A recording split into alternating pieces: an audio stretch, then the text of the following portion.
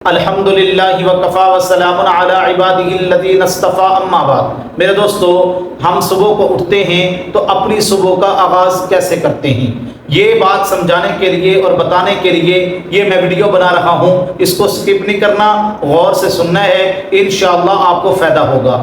اگر آپ کی صبح کا آغاز اچھا ہوگا تو آپ کا پورا دن بھی اچھا گزرے گا۔ اگر آپ کی صبح کا آغاز برا ہوگا تو پھر آپ کا پورا دن بھی میرے دوستو برا ہی گزرے گا۔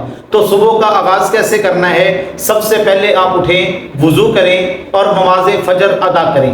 اللہ کے نبی علیہ السلام نے فرمایا کہ رکعتی الفجر خیر من الدنیا وما فیہا، فجر کی نماز کی 2 رکعتیں جو فرض ہیں، یہ پوری دنیا کے اندر جتنی بھی اللہ کی نعمتیں ہیں ان سب سے بہتر ہے کہ وہ فجر کی 2 رکعت نماز کو ادا کریں۔ تو میرے دوستو، فجر کی نماز اس طرح آپ نے پڑھنی ہے۔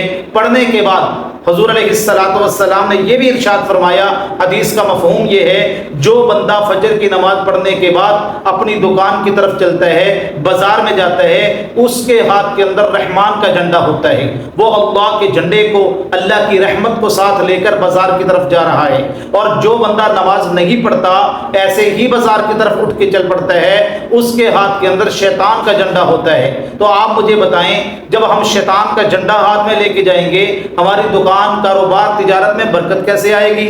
قطعاً نہیں آئے گی۔ ہمارا دن اچھا کیسے گزرے گا؟ کبھی نہیں گزرے گا۔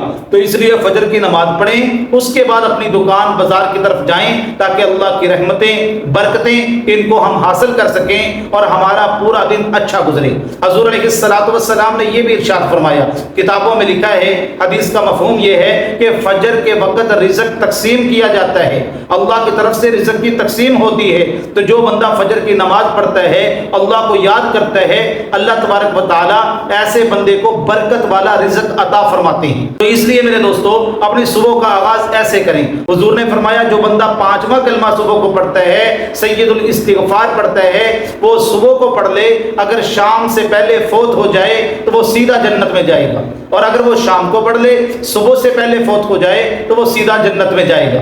اللہ کے نبی علیہ السلام نے یہ بھی ارشاد فرمایا کہ جو بندہ صبح کی نماز کے بعد ان کلمات کو 3 مرتبہ پڑھ لے، رضیت باللہ ربم وبالاسلام دینم وبمحمد صلی اللہ علیہ وسلم نبیّا، میں محمد الرسول اللہ صلی اللہ علیہ وسلم قیامت کے دن اس کا ہاتھ پکڑ کے اس کو جنت میں داخل کرواؤں گا۔